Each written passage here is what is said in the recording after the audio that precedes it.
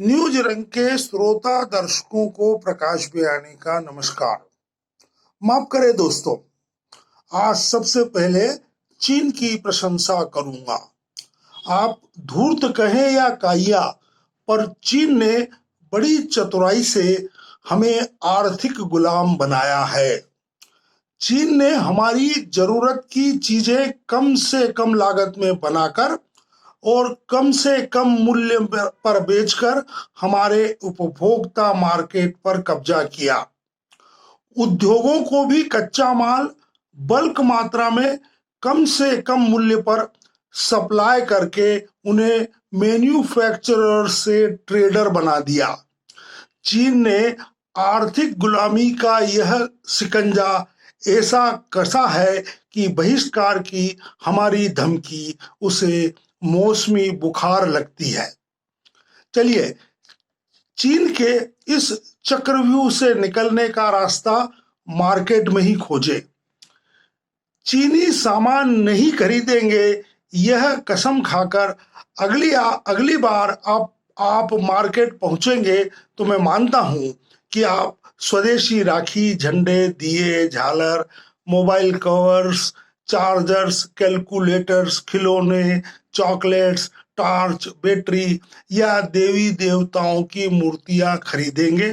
पर AC, washing machine, TV, smartphone से लेकर घर बनाते समय टाइल्स, मार्बल, फर्नीचर, सैनिटरी सामान खरीदेंगे, तब क्या कम मूल्य के लोभ लालच से बच पाएंगे?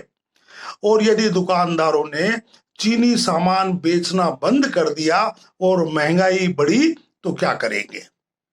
दवा उद्योग ने तो कह भी दिया है कि चीन से आयात बंद हुआ तो दवाएं 20 से 30% महंगी हो जाएगी।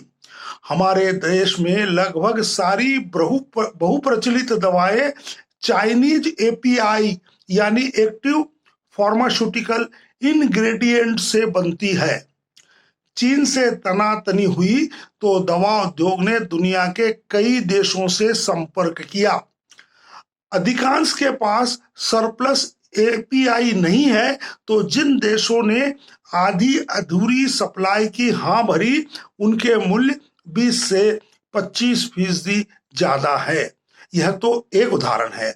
देश के अधिकांश उद्योग सेक्टर कच्चे माल या कंपोनेंट्स के लिए चीन पर निर्भर ही नहीं, आश्रित है, गुलाम है। विडंबना यह है कि वर्षों से चीन यह जाल बुनता रहा और हम सोए रहे। पिछली सरकारों को तो भूल जाएं, पर जिससे उम्मीद की जा सकती है, उस सरकार ने भी साइंटिफिक डिस्कवरी पर खूब पैसा खर्च किया। हम चंद्रमा पर पहुंच गए, मंगल पर पहुंचते पहुंचते रह गए, पर इंडस्ट्रियल रिसर्च डेवलपमेंट में पिछड़ गए। मैन्युफैक्चरर्स के लिए नकलखोरी आसान थी, इसलिए उन्होंने आर एन डी पर खर्च को बर्बादी माना। फिर दवा उद्योग को ही देखते हैं। दुनिया के दूसरे देशों ने जो दवा खोजी, उसकी पेटेंट अवधि खत्म होते ही हमने उनके फॉर्मुलेशंस पर दवा बना ली। यही सब उद्योग सेक्टर में हुआ। हमारे उद्योगपति आर एन डी पर खर्च नहीं करते तो अपने मुनाफे से भी समझौता नहीं करते हैं।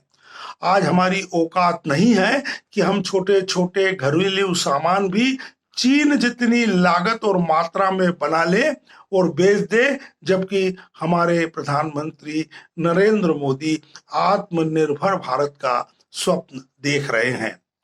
याद करें कि अमेरिका ने जापान पर परमाणु बम गिराकर द्वितीय विश्व युद्ध का समापन किया था। जापान तबाह हो गया था।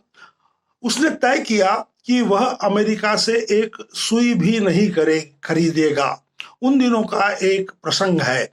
स्वीडन में 2 जापानी बच्चे पढ़ते थे। ड्राइंग बनाते समय उनकी पेंसिल बार बार टूट जाती थी। एक दिन उनके स्वीडिश दोस्त ने अपनी पेंसिल ऑफर की तो वे बोले, हमारी पेंसिल जैसी है, अच्छी है, क्योंकि जापानी है। अब यह बताने की तो जरूरत नहीं है कि आज जापान क्यों औद्योगिक रूप से संपन्न और विकसित राष्ट्र है? धन्यवाद।